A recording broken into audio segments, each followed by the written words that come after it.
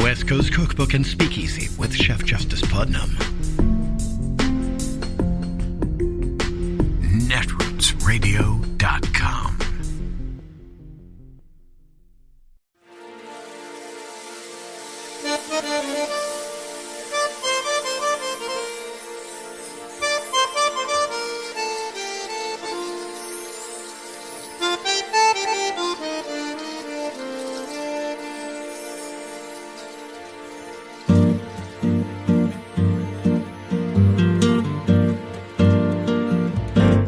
Je voudrais du soleil vert, des dentelles et des théières, des photos de bord de mer, dans mon jardin d'hiver.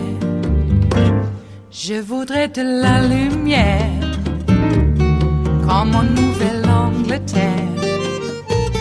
Je veux changer d'atmosphère, dans mon jardin d'hiver. À fleurs sous la pluie de novembre, tes mains qui courent, je n'en peux plus de t'attendre. Les années passent, il est loin, là je tombe. Nul ne peut nous entendre. Je voudrais du Fred Astaire, revoir un latte. We have 6 weeks to go until Election Day, and there's new NBC News polling out showing a major shift in the 2024 race. In the latest survey, Vice President Kamala Harris leads former President Donald Trump by 5 points, 49% to 44% among registered voters nationwide. Although that result is within the margin of error, it marks a change from the previous NBC News poll conducted back in July, where Trump led President Joe Biden by 2 points. Since then, Harris has nearly doubled Biden's lead over Trump, with women voters going from 11 points to 21 points. Harris's favorability rating has also soared since July, with 48% of voters now saying they view her positively compared to 32% in the last poll. Trump's favorability has essentially stayed the same since July, with 40% viewing him positively now. Despite being the sitting vice president, Harris leads Trump by 9 points when voters were asked which candidate better represents change. And when asked which candidate they trust more to handle top issues, Trump still leads in most areas, though by smaller margins than in a January poll. Voters trust Trump by 21 points on immigration, by 9 points on the economy, and by 6 points on handling crime. Harris, meanwhile, is trusted more to handle abortion rights by 21 points after Biden led by 12 in January. Joining us now, NBC News senior political editor Mark Murray. Mark, take us through this. These polls are consistent with a lot of other polls that have shown big momentum in Kamala Harris's direction. Of course, there are always outliers. In 2012, we had Gallup throughout the race saying that Romney was going to beat Obama by 11 points. This year, we have the New York Times Siena poll, which is an outlier. But this NBC poll goes with almost every other poll that shows the wind at Harris's back. Why is that? Yeah, Joe, our poll ended up showing this is a transformed race. And the last time that we were in the field was back in July. And of course, so much has happened. Democrats have a new candidate at the top of the ticket. You've had 2 presidential conventions, 2 vice presidential selections, a presidential debate just a couple of weeks ago. And our poll shows that this is a changed race. But 2 things can be true. This can be a changed race where the Democrats now have a little bit of a wind at their backs, but it also can be very, very very close. And Joe, one of the things when you have Kamala Harris more popular than Donald Trump, you end up having Democrats leading on our ballot. You end up having Democrats with a slight lead in congressional ballot. That looks a whole lot like October of 2020 when Joe Biden was running against Donald Trump at the very end of that race, according to our poll. And as we all know, that turned out to be a very close race. And so Democrats should feel very good about this poll and a lot of others that are consistent with those findings. But also, I think we should also get ready for another very close election. So, Mark, let's dig into some of these numbers here. I was really struck by this, how Harris's favorability has jumped 16 points since July, which is the largest increase for any politician in NBC News polling since George W. Bush got a surge after 9/11. That just speaks how the voters are just viewing her so differently now. It's the biggest jump in 35 odd years. So talk to us a little bit about that, but also drill deep for us about certain key voting blocks. How is she faring in the groups that many people will decide this election, sort of women and voters of color and the young voters? Yeah, Jonathan, you mentioned our poll ends up showing that 16-point rise in her favorability. That's larger. That's the largest since George W. Bush after 9/11. And when we're talking about a candidate from a major party in a presidential contest, we've never had numbers like that in our 35-year history of our NBC News poll. And so, again, that just shows you how she is transformed too since July. And of course, her ratings since her vice presidency pretty much mirrored what we ended up seeing from President Biden. But her being at the top of the ticket, she is now in a different place, not only that Biden was in, but also where Donald Trump is in popularity. And Jonathan, when we look at the key voting blocks who have moved in this, it is black voters, it is women, and those, and also importantly, young voters too. Harris is doing better with those groups than Joe Biden was doing in July, and that's reflected in our overall ballot score. Hey, Mark, it's John Heilman here. We talked a lot about Harris's movement here, and obviously, as you say, the race has transformed, and mostly in terms of her versus Joe Biden.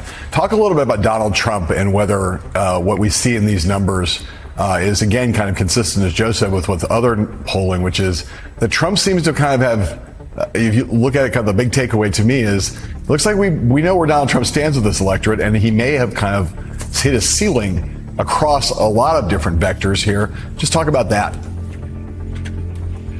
Yeah, John, what our poll has shown over the course of the last 2 years is how Donald Trump's ballot number really hasn't changed. It's been in this 45, 46, 47% range in every track that we've done going back to 2023.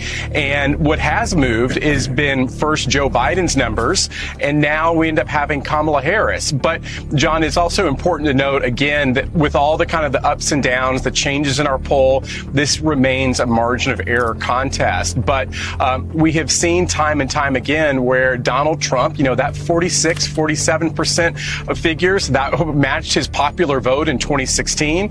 It matched his popular vote in 2020. And it really kind of hasn't budged much. And it's important to remember in 2016, 46, 47% became a winning number, particularly in key battleground states, because of the size of the third party vote. This time around, this is looking a whole lot more like 2020, where that third party vote is much smaller, where in key states you might have to get 49, 50% to be able to win. All right, NBC News senior political editor Mark Murray, thank you so much. Greatly appreciated. Fascinating numbers. John Heilman, I'm curious, you look at the poll, Mark used the word a transformed race, and it certainly is a transformed race. If you look at every poll, almost every poll that's out there, except, say, for the New York Times Siena poll, which again is very consistent with where Gallup was in 2012 throughout the entire campaign, saying that Mitt Romney was going to be the next president of the United States. So you look at the move of all of these polls, and it is transformed. And this NBC poll shows she's doing extremely well. And yet, if you talk to both campaigns, they will still tell you this race is, in fact, a tie. Are you comfortable saying, okay, it may be a tie, but it is a tie that is definitely leaning Harris's way? I think I put it this way, Joe, which is that if you looked at all these numbers and you talked to the campaigns, I think you would hear that it's a margin of error race, and that's slightly different than a tied race, and that you can, if you played out scenarios, there's a slightly. Harris at this point, I would think most people would agree, is maybe a little bit over 50% chance of winning the race, and Trump has a little under 50, and this is kind of a little bit of an any given Sunday kind of a situation where, no one at this point is comfortable. This is also a national poll, right? And so the campaigns are not paying attention to polling like this anymore. They are looking at battleground state polling. They are looking at those numbers. And I think they all think that all the battleground states are within the margin of error. I think they would also say, and Jonathan, I think you probably hear this in your reporting too, which is that what the Harris campaign would say precisely is, we know this is going to be really close, but we would rather play our hand over these next 6 weeks than their hand in terms of the money we have, the resources we have on the ground, and the candidate quality that we have. We would rather be us than them, but we understand that it's going to be really tight. Yeah, that's exactly it. That they feel pretty good about where they are. It's a margin of error race, and we're certainly hearing from the Harris team using the word underdog a lot in all their fundraising appeals, trying to motivate Democrats to, hey, we need you to keep donating. We need you to be out there volunteering. Don't get overconfident. They feel pretty good about her multiple paths to victory, which is certainly something that President Biden, when he was atop the ticket, did not have. He only had that one, Wisconsin, Michigan, Pennsylvania. Harris is able to play in the Sun Belt. They feel much better about North Carolina now, particularly because of the implosion of the Republican gubernatorial candidate there, which we'll get to later this morning. One other thing that is striking, though, is how steady Donald Trump's support has been this year. That, yes, he certainly sort of hit his ceiling, but he hasn't really fallen any. He's more popular this time around than he was in 2016 or 2020, which is sort of remarkable when you come to think about it, Joe and Mika, considering all that he has done in the last 8 years. But that's where we are right now, is that both these candidates are about the same place. Trend lines, though, even though it's a margin of error race, trend lines do favor Harris. And that's why her team feels better about where she is heading in these 6 weeks. But, man, it is going to be close. Well, the trend lines in just about every poll, except for one or two outliers, certainly do break her way. I want to ask you all, based on your reporting, if you're hearing what I'm hearing. Let me, first of all, let's break down these swing states. And John Heilman, I'll start with you. This is what I'm hearing right now from the campaigns. Michigan, the Harris campaign feels good about Michigan, Wisconsin, North Carolina, and Nevada. They know North Carolina and Nevada are still close, but they're feeling good about those states. Pennsylvania and Georgia, toss up. It's just an absolute toss up. Neither side's going to tell you they're going to win or lose those. And right now, the Harris campaign would say they have a lot of work to be done in Arizona. The Trump campaign feeling good about Arizona. What are you hearing, John? I think that's basically right, Joe. I'd say that that there's all of those are basically what I hear. I would also the few amendments that I'd make kind of add-ons to those are that Michigan is easily of the three blue wall states the one where the Harris campaign feels most comfortable, and in descending order: Michigan, Wisconsin, Pennsylvania. The Wisconsin electorate it kind of weirds people out a little bit because it's now the oldest, most aging, and whitest of those three states, and so they worry a little bit about the fact that those numbers have given her. They look at the numbers and they feel strong, but there's a lot about Wisconsin that makes people, of those three blue wall states, makes them that seem a little bit out of whack. Pennsylvania, everyone assumes is going to be crazy close, and we won't know the answer to there until about a week after Election Day, probably. And they're not feeling super confident about Georgia. I don't know if you mentioned that one. North Carolina, obviously, the Mark Robinson thing is breaking in a way that they like. I think Arizona, because of that abortion.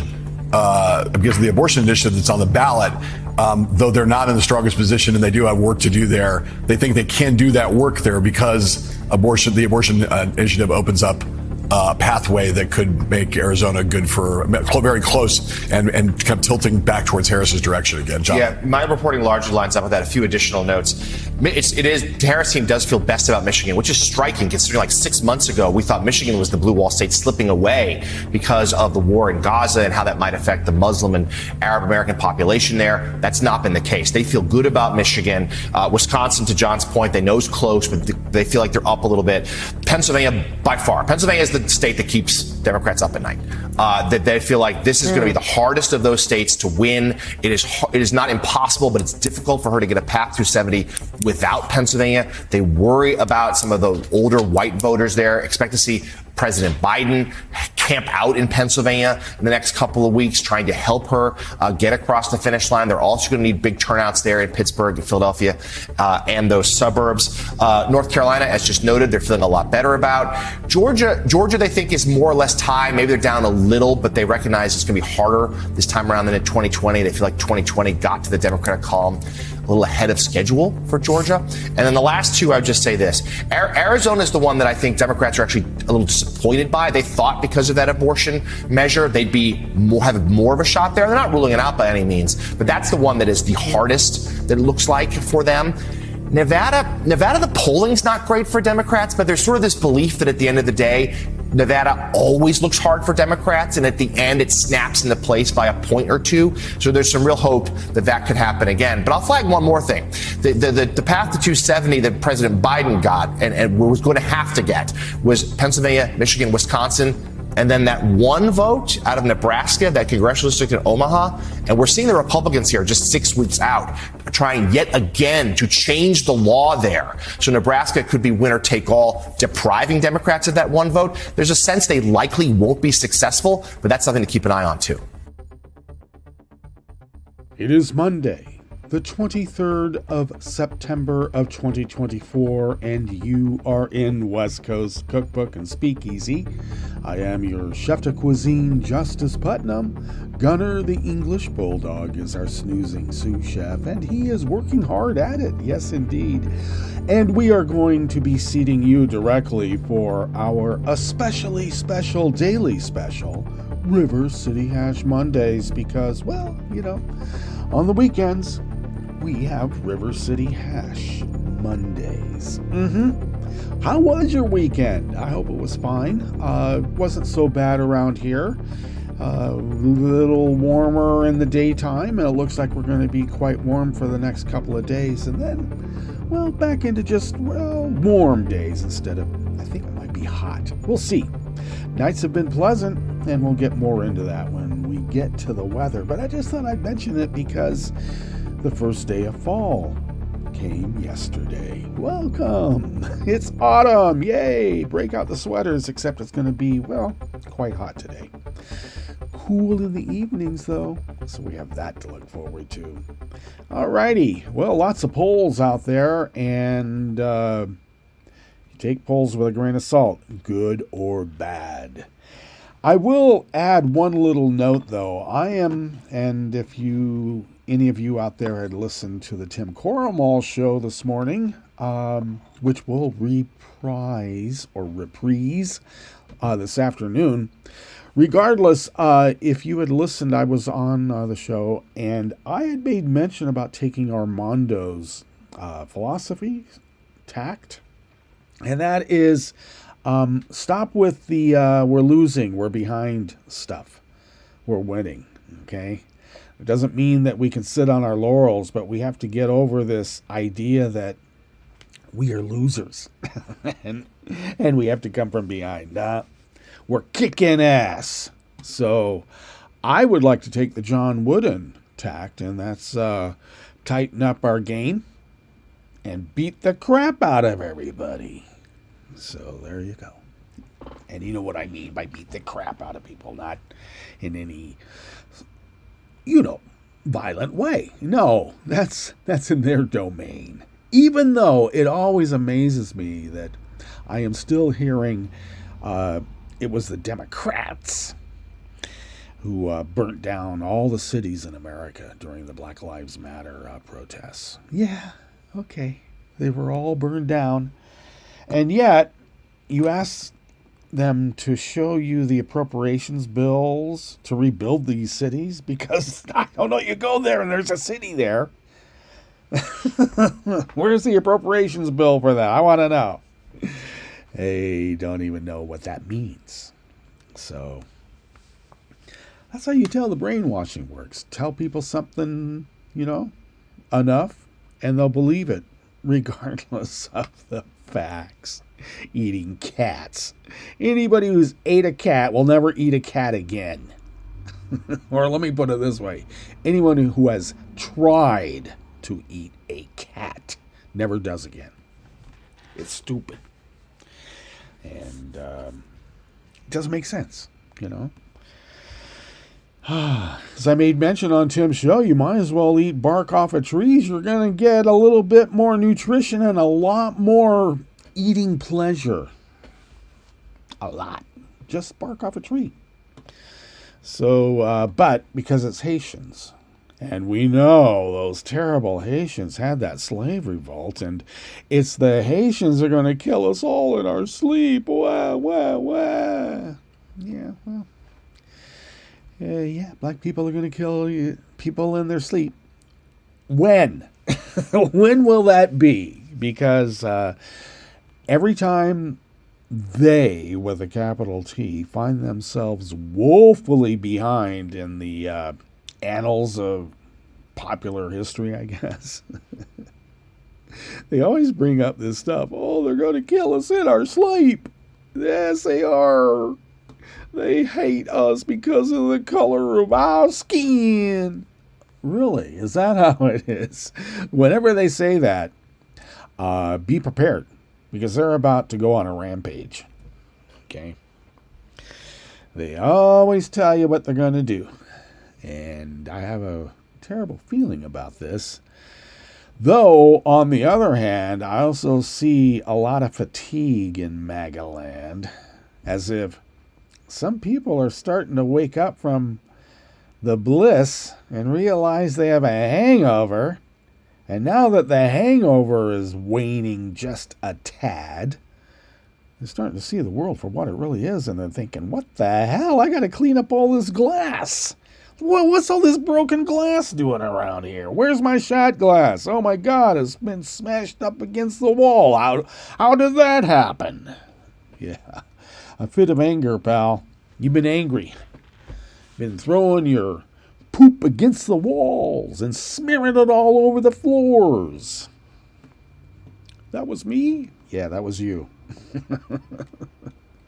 So we're going to have to go through a transition of that. People coming to the realization that, oh my God, what the hell did we do? Look at the mess that is made in here. And then they're going to try to hire someone to pick it up because they never take responsibility. They want to buy their way through life. Well, it's not going to happen. Okay, so what else is occurring in the world? Well, on the local front, well, not too much now that pretty much politics are verboten on the Rogue River Facebook page, which I consider to be okay. Usually this time of year, weeks before an election, about a month or so, I have been routinely suspended from Facebook for, being a fly in the ointment of Russian agitprop and neo-Nazi bullshit. Yeah, they don't like it. Nazis have a protected status here in Southern Oregon. When I had posted the Department of Justice charging documents for some neo-Nazi white nationalists here who were actually on the Russian payroll, oh, that got taken down right now. And I think it's because some people knew them personally. Another neighbor here said, hey, when I posted that, they walk among us. And I replied, I know. That's why this is here. It's sort of like when you go to the post office, the 10 most wanted. Uh-huh. Okay. But it is a little disconcerting that there are folks out there who probably have no restraint on going out on a midnight Klan ride. Yeah. We're just going to go and have a little fun. Yeah, fun. Okay. I will still, unfortunately, not be putting up a yard sign because you never know.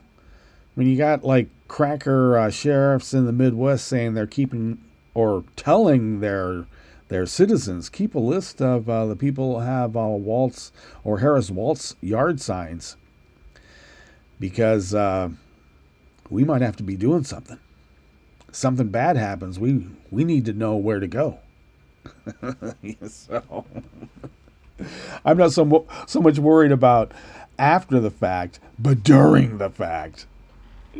Yeah, I'm still a bit leery about putting a yard sign out. Yep, which is, well, that means the terrorism is working now, isn't it? Well, indeed it has, because I learned my lesson back during Watergate, when I had tires slashed, windshield smashed, and then the whole car firebombed. I kept fixing it, and they kept getting pissed off. Oh, well, I did have like some impeach Nixon bumper stickers and a few other bumper stickers of, well, political note. And then some others that were just absolutely confusing to some people who had no idea. This is back when, oh no, actually I think this was a little bit further on down the road, but I did have a bumper sticker that my friends and I made and we sold at the swap meet at one of the drive-ins down there. It might have been the Anaheim. No, it was the Stadium Drive-In. That's right. They used to have a big old swap meet at the Stadium Drive-In by the Anaheim Stadium. And we made up a bunch of bumper stickers and some T-shirts, and, you know, with pithy little sayings. And this was back during when they reduced the speed limit from 65, 70 to 55. And there was, of course, you know, the ad council campaigns about why people should be driving at 55 instead of what everybody was used to, you know, burning up gas at 70 miles an hour. Well, so their ad campaign was 55 miles per hour. It's not only a good idea, it's the law. Remember that? Do you remember that ad campaign? It stuck with me. Well, we made bumper stickers and T-shirts that said 186,000 miles per second. It's not only a good idea. Well, we said it's the law, even though it's still, I guess you would consider a scientific theory. But you get the point, right? Well, some people didn't. What's 186,000 miles per second? Well, I don't know. Maybe a light will go off in your head. Or maybe not. All right. Well, this is Obscure Mondays, apparently. Is it? It is. Why don't we then give back into some sort of order? Okay? Since the Germanic part of me demands it. In a very nice way, please. Okay. What do we have in store for you here in the Bistro Cafe of West Coast Cookbook and Speakeasy? A federal judge refused to dismiss a lawsuit alleging that Florida has violated the Endangered Species Act over an unusually high number of manatee deaths, mostly from icky effluent. I guess it wasn't just the Shawshank Redemption that had a bunch of shit as props. Actual shit as props. The Bureau of Land Management announced they had finalized a plan to add Oregon, Idaho, Montana, Washington, and Wyoming to its existing Western Solar Plan, adding over 1 million acres from Oregon alone. And California water regulators are cracking down on a second farming area in the San Joaquin Valley for failing to take adequate steps to curb depleting underground aquifers. Ooh, running them dry, apparently, too. After the break, we move to the chef's table where Olaf Scholz's Social Democrats held back a strong showing by the extreme far right in a vote in the German state of Brandenburg. And, as an ancillary note, tens of thousands of revelers over the weekend marked the opening of the 16 days of the 189th Oktoberfest in Munich. All that and more on West Coast Cookbook and Speakeasy. Bon appetit.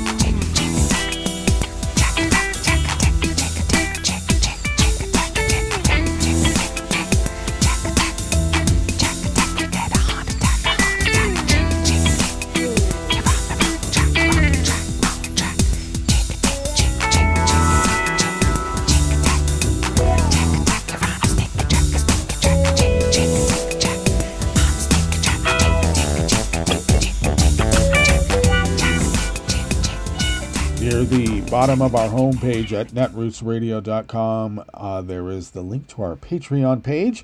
If you could become a recurring Patreon of Netroots Radio, that would be grand. Please do, because though we are pulling quite a bit of money out of our own wallets to sustain this powerhouse of resistance, we would be unable to do it without you. And thank you to those of you who have been so generous over all these many years so that we can be this powerhouse of resistance consistently as well. And thank you. Now, how has that generosity been expressed? I'll tell you.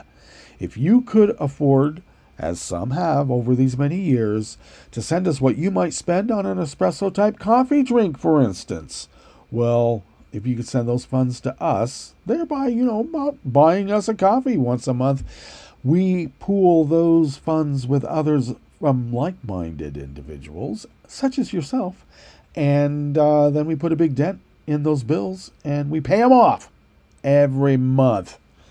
And then we can fly under the radar and do what we do. And thank you for allowing us to do so. If you would like to follow Netroots Radio on the social medias, do so at Netroots Radio. Follow me on the social medias at Justice Putnam. I post the show notes and links diary on Daily Co's 10 minutes before showtime. So if you followed my social media feeds, you would have quick access to those show notes and links that take you to the actual reportage by the actual reporters. And I really encourage folks to read the actual articles in their entirety. Please do it. Let's see. Follow the show on Twitter at Cookbook West. We're also over at Facebook at West Coast Cookbook and Speakeasy. So, you can follow us there as well. Anyway, there you go. And what else? Oh, pick up podcasts. We haven't done this for so long. We have to get back in the swing of things. Please do pick up podcasts by way of Spreaker, TuneIn, iHeart, YouTube, iTunes, even Audible, or wherever podcasts can be found. Deezer. It's even on Deezer. All right, this first offering here in the Bistro Cafe of West Coast Cookbook and Speakeasy, River City Hash Mondays, is by staff out of the Tampa Bay Times. A federal judge this week refused to dismiss a lawsuit. When they say this week, they mean the end of last week. A federal judge refused to dismiss a lawsuit alleging that Florida violated the Endangered Species Act because of sewage discharges into the Indian River Lagoon that helped lead to manatee deaths. U.S. District Judge Carlos Mendoza issued a 30-page ruling. Sorry, there's all sorts of drop-downs and pop-ups that just obliterated the page momentarily, but now we're back to it. Rejected a motion by the Florida Department of Environmental Protection to toss out the lawsuit filed in 2022 by the environmental group Bear Warriors United. Bear Warriors United contends that the department has not adequately regulated sewage treatment plants and septic systems, leading to discharges that killed seagrass, a vital food source for manatees in a northern stretch of the Indian River Lagoon. Manatees have died in recent years because of starvation. The state raised a series of arguments in seeking dismissal, including that Bear Warriors did not have legal standing to pursue the case, but Mendoza wrote, for example, that the group is seeking a series of steps to curb manatee deaths, and that he can... I'm sorry, these drop-downs are really obliterating the page. I don't usually go to the Tampa Bay Times. In fact, I don't think I ever have. Regardless, okay. That they wanted to seek a series of steps to curb manatee deaths, and that he can, quote, easily conclude that if this court were to find in favor of plaintiffs, it is likely that fewer protected manatees would be harmed by pollutive sewage, end quote. The ruling does not resolve the underlying issues in the lawsuit. Bear Warriors United and the state in June filed competing motions for summary judgment. If Mendoza grants summary judgment to either side, it would short-circuit the need for a trial. In its motion for summary judgment, Bear Warriors United said the department has known for decades that the septic tanks and wastewater plants it authorizes release human hydrogen. Human hydrogen that causes such problems as algae blooms in the lagoon. The department, Bear Warriors continued, thus authorizes the destruction of the lagoon's ability to sustain seagrass and other macroalgae, which are essential food sources for the manatee's survival. But in the department's motion of summary judgment, attorneys wrote that the state has taken steps in recent years to reduce discharges into the lagoon and disputed that it had violated the Endangered Species Act. The motion said the department's actions are not the proximate cause of any harm to manatees, which are classified as a threatened species. The record shows that the department has not authorized or entitled any party to cause a violation of water quality standards, the state's motion said. It has instead worked diligently to restore an impaired water. The lawsuit alleges... Hold on. The lawsuit alleges that the lawsuit involves part of the Indian River Lagoon from the Melbourne Causeway to Brevard County to Turnbull Creek in southern Volusia County. Florida had a record 1,100 manatee deaths in 2021, with the largest number, 358, in Brevard County, the focus of the lawsuit. The state had 800 manatee deaths in 2022 before the number dropped to 555 in 2023, according to the Fish and Wildlife Conservation Commission in Florida. And as of last week, the state had totaled 451 manatee deaths this year, with the most, 76, in Brevard County.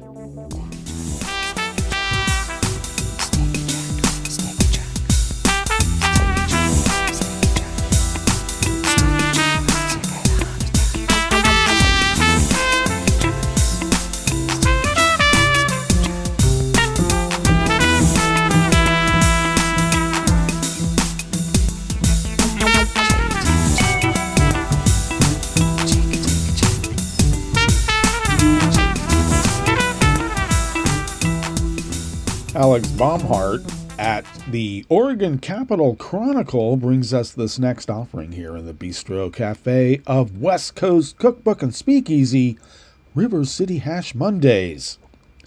More than 1 million acres of federal land in central and southern Oregon could soon be leased for solar energy projects.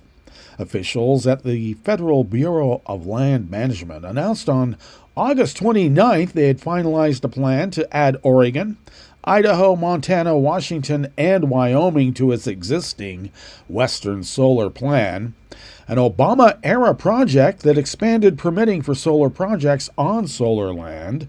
When it was first implemented in 2012, it only included Arizona, California, Colorado, Nevada, New Mexico, and Utah. The expansion includes 1.1 million acres of land in Oregon that officials deem to be of low risk for any adverse environmental effects from solar installations, and the plots are within 15 miles of existing or planned transmission lines. About 3% of Oregon's electricity has come from solar in recent years, according to the U.S. Energy Information Administration. Western states need to expand solar and other clean energy production to meet their climate goals.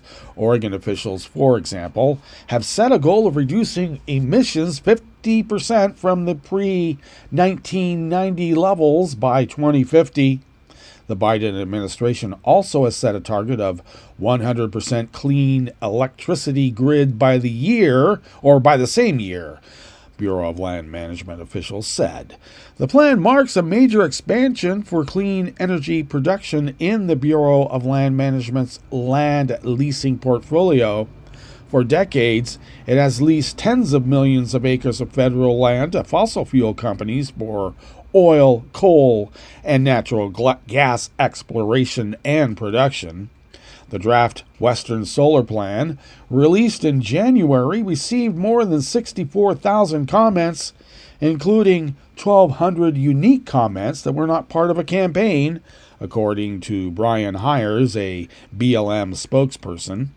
The publication of the finalized plan on August 29th kick-started a 30-day period for anyone who participated in the initial planning to voice their opposition to the plan. After that, the Western governors, including Governor Tina Kotek, will review the plan to ensure it is consistent with existing state and local plans. The Bureau is expected to approve and adopt the expanded Western Solar Plan later this year.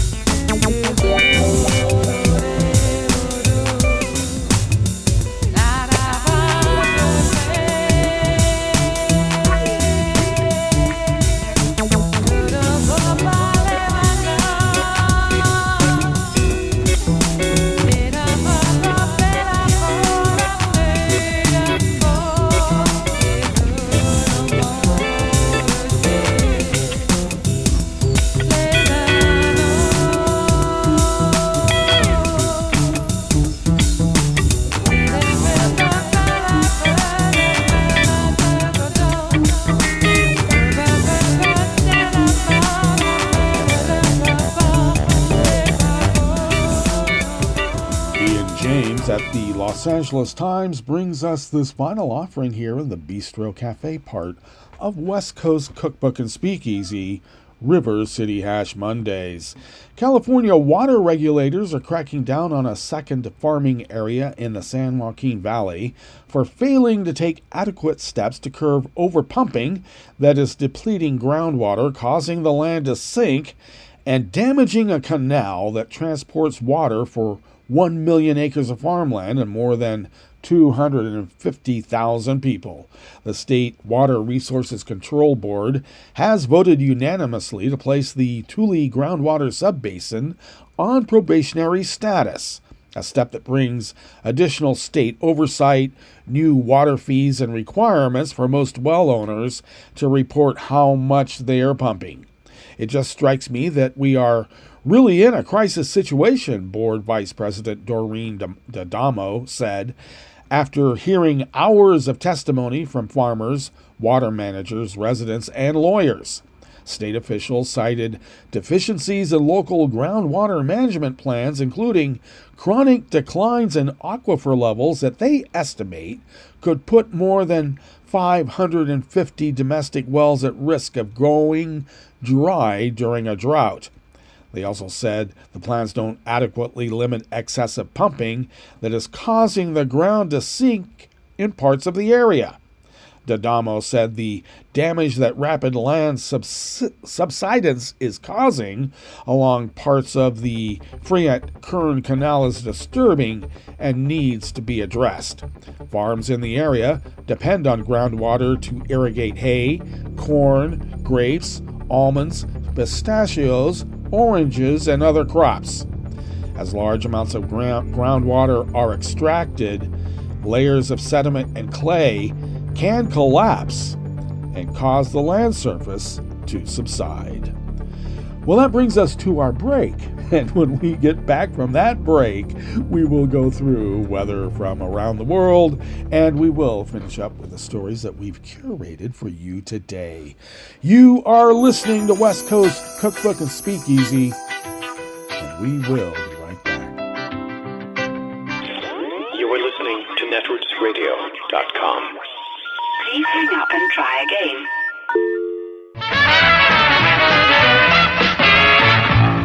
From a point at sea to the circles of your mind, a new force is at work for planetary transformation. New radio for a new Earth.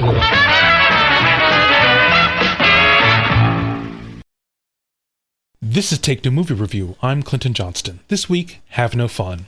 Blumhouse's latest is Speak No Evil, a horror thriller about a troubled family on vacation that meets a fun, hot family, goes to their isolated house for a week, and discovers that fun and hot are psychotic killers. Full disclosure, not my thing. So going into it, I wondered, why do we make this type of movie? Is Blumhouse capitalizing off our anxieties over and fear of other people? And, because fun and hot are British to our family of Yankees, living abroad in a foreign world that offers false promises of wealth, but in truth doesn't care about their well-being, are they even straight up profiting off our xenophobia? But then I thought, hold on, maybe I'm letting my issues get the best or worst of me. I mean, it's just not my thing. So maybe. But then, I read an article about how Speak No Evil is a remake of the 2022 Danish film Gæsterne, or The Guests, which has a much grimmer, harsher, and, article's words not mine, near-reactionary ending of, you got what you deserve because you couldn't step up and protect your family from me, my wife, and, I kid you not, our Arab accomplice. Then I'm like, okay. So Blumhouse changed the film, especially the ending, to get just far enough away from the we're too wimpy liberal accommodating to act on clear stranger danger warning signs, and found a center we could all love, the poor tortured U.S. male, emasculated by the weakness and neediness of his women. Of course he's drawn to strong, fun, dominant father with his playful hot wife and his near-mute son who can neither make demands nor talk back. But wait, says, in my imagination, writer-director of Speak No Evil James Watkins, wait! You're missing my point. You only get that type of masculocentric dream family from a foundation of psychotic, violent oppression. And my new ending allows for the dominated to get their own at the end, see? Okay, fair point. Maybe. Still not my thing, but maybe. This has been Take Two Movie Review. I'm Clinton Johnston. Catch up with us at TakeTwoMovieReview.com and feed us back on our channel on YouTube.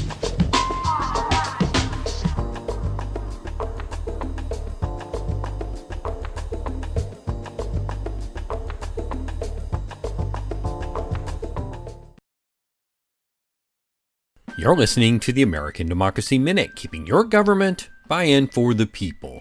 Against the recommendations of state and county election officials, 3 Trump loyalists serving on the Georgia State Election Board voted Friday to mandate county election officials do hand count reconciliation of machine-counted ballots. The move may unnecessarily delay results and require more personnel. The state's top election official, Secretary Brad Raffensperger, spoke against this and other conspiracy theory-driven proposals back in August, calling them misguided. The Georgia Recorder reports that the president of the Georgia Association of Voter Registration and Election Officials testified that there wasn't enough time to train local poll workers prior to the November 5th election. The requirement approved 3-2 Friday does not mandate a hand count of the races. Instead, it requires a hand count of paper ballots into stacks of 50 to compare with the machine count totals. Machine counted ballots are consistently more accurate, faster, require fewer poll workers, and are less expensive. More last-minute rule changes are expected September 23rd when the state election board meets again.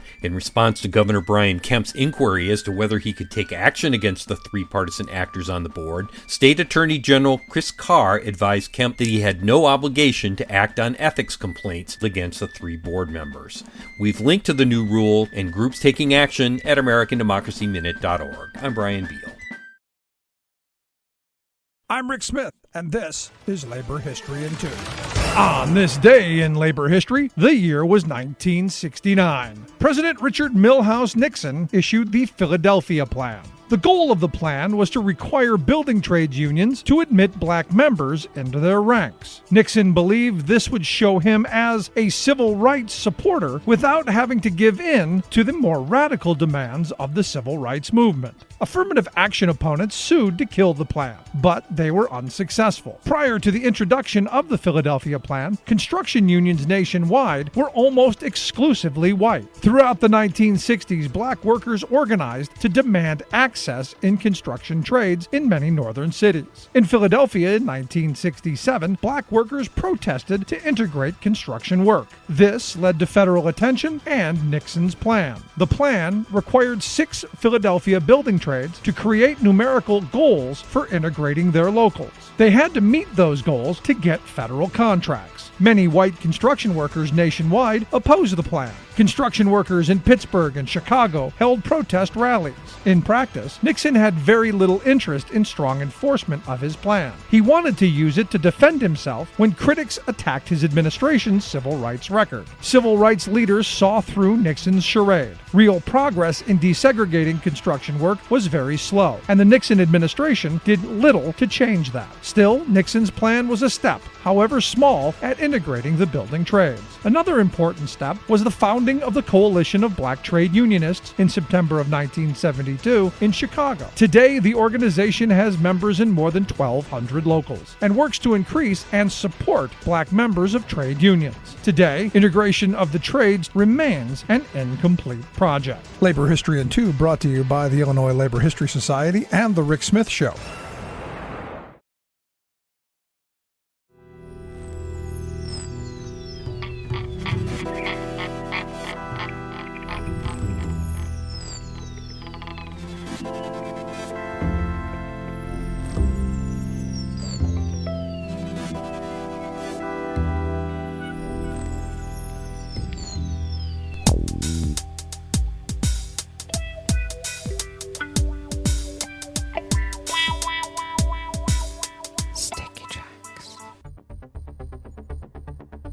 Thank you for accompanying us here to the chef's table at West Coast Cookbook and Speakeasy, River City Hash Mondays. We always begin weather from around the world along the banks of the Rogue River, in the Rogue River Valley of Southern Oregon on the west coast of the continental United States of America, where it is currently 51 degrees Fahrenheit, expecting highs in the low to mid 90s. I told you it would be warmer. And we had actually quite a warm weekend too, but it was only in the mid 80s. Well, 10 degrees warmer is what's expected. Sunny to partly cloudy throughout the day. Winds out of the north at 5 to 10 miles per hour. Mostly clear tonight with lows in the upper 50s. Winds light and variable. And then plenty of sunshine tomorrow with highs around 100. Winds out of the northwest at 5 to 10 miles per hour. Ragweed pollen remains rated high in our town of Rogue River. The air quality index for the region is in the good range at 18 parts per million, and that daytime UV index is moderate at level 5. Barometric pressure is falling at 30.1 inches. Visibility is up to 10 miles, and relative humidity is at 85%. Weather from around the world is brought to you by a crowd of crowdsourced weather stations that a crowd crowdsources from around the world, and that is the Weather Underground. London is 65 degrees and cloudy with a moderate rain advisory. Paris is 61 degrees with rain in the vicinity and also a moderate rain advisory. Rome is 77 with showers in the vicinity with a heavy rain advisory. Kabul is 75 and clear. Hong Kong is 81 and clear. Tokyo is 68 degrees and mostly cloudy. Auckland, New Zealand is 57 and partly cloudy. San Francisco, California is 56 degrees with fog. Chicago, Illinois is 64 degrees cloudy with a beach hazard advisory. And New York, New York is 65 degrees Fahrenheit, cloudy with a coastal storm flood watch. And that is weather from around the world, brought to you by a crowd of crowdsourced weather stations that a crowd crowdsources from around the world.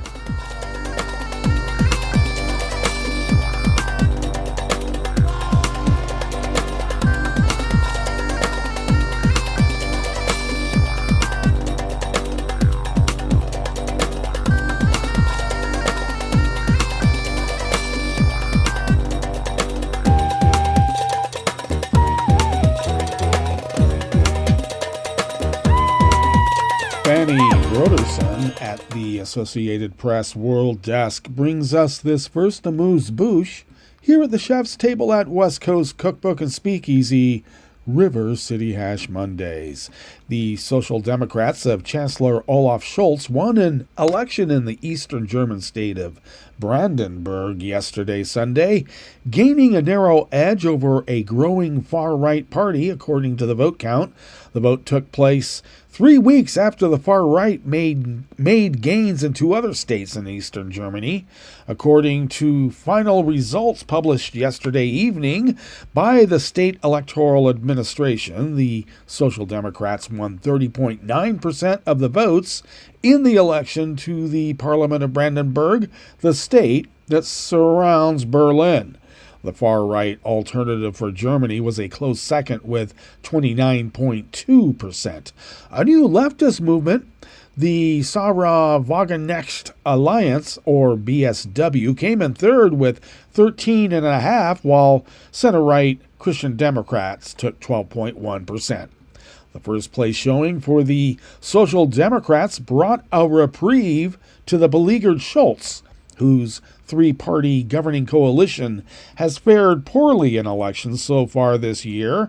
The Social Democrats have governed Brandenburg continuously since German reunification in 1990, and a loss would have been a major setback for Scholz, who had his constituency in the state capital of Potsdam. Scholz has said he would like to be the party's candidate for chancellor in next fall's federal election, and Sunday's vote was also being watched for what it might signal about his political future. The success of the Social Democrats in Brandenburg after defeats elsewhere was largely credited not to Scholz, but to the efforts of the popular state governor, Dietmar Woidke. He distanced himself from Scholz during the campaign and took the gamble of promising to resign in case of a win by the far right. He was able to celebrate his political survival last night.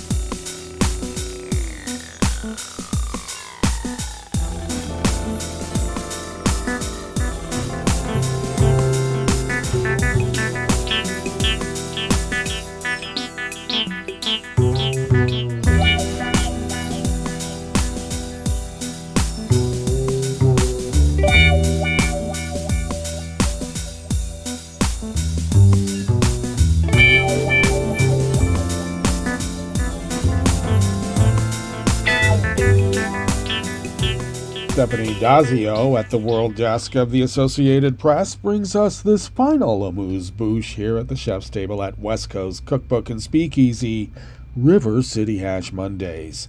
Mayor Dieter Reiter officially started Oktoberfest at noon on Saturday when he inserted the tap into the first beer keg, signaling the 189th start of the festival. Thousands of beer lovers celebrated in the Munich fairground as the first to clink their mugs during the world's largest folk festival. Is that what they call it? Servers immediately began ferrying trays, each carrying up to 8 glass mugs to tables. Revelers started clinking their mugs and taking deep gulps of beer in the stuffy heat of the tent. The celebration runs through October 6th in 18 large tents covering the fairground. Tens of thousands of people lined the streets on early Saturday to watch the opening parade, as others raced to claim tables inside the tents. They gossiped, played cards, and walked around the fairgrounds to check out the food options and amusement park rides to kill time before they could start the drinking. Well, I'm going to have to go to some Oktoberfest festival somewhere around here in Oregon, since I hear Mount Angel no longer is, but we'll figure it out. That brings us to the end of our broadcast period for the day, but you do know Netroots Radio broadcasts on, and we will meet up here tomorrow for Tarrytown Chowder Tuesdays. So do stay tuned to Netroots Radio all day and all night for all the breaking news as it breaks, and we will meet up here tomorrow, right here in West Coast Cookbook and Speakeasy. Bon appetit.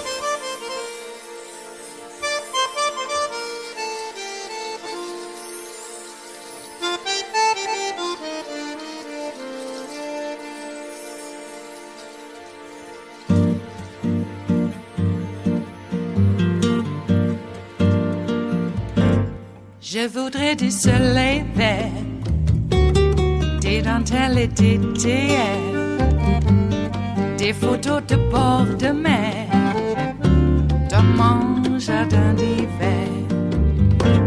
Je voudrais de la lumière, comme en Nouvelle-Angleterre. Je veux changer d'atmosphère, dans mon jardin d'hiver. Robe à fleurs sous la pluie de novembre, tes mains qui courent, je n'en peux plus de t'attendre. Les années passent, qu'il est loin, là je tombe.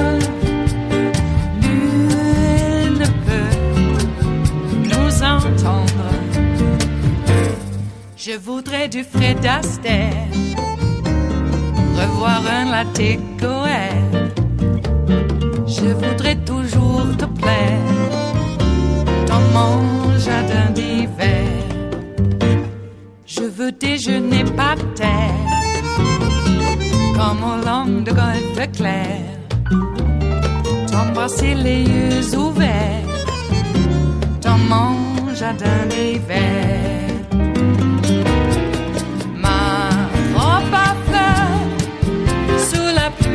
De novembre, tes mains qui courent, je n'en peux plus de t'attendre. Les années passent, il est loin, là je tombe. Nul ne peut nous entendre. Ba-da-da-dum-di-da-dum. Ba-da-da-dum-di-da-dum. Ba-da-da-dum-di-da-dum. Dans mon jardin d'hiver. Ba-da-da-dum-di-da-dum. Ba-da-da-dum-di-da-dum. Ba-da-da-dum-di-da-dum. Dans mon jardin d'hiver. Dans mon jardin d'hiver. Dans mon jardin d'hiver.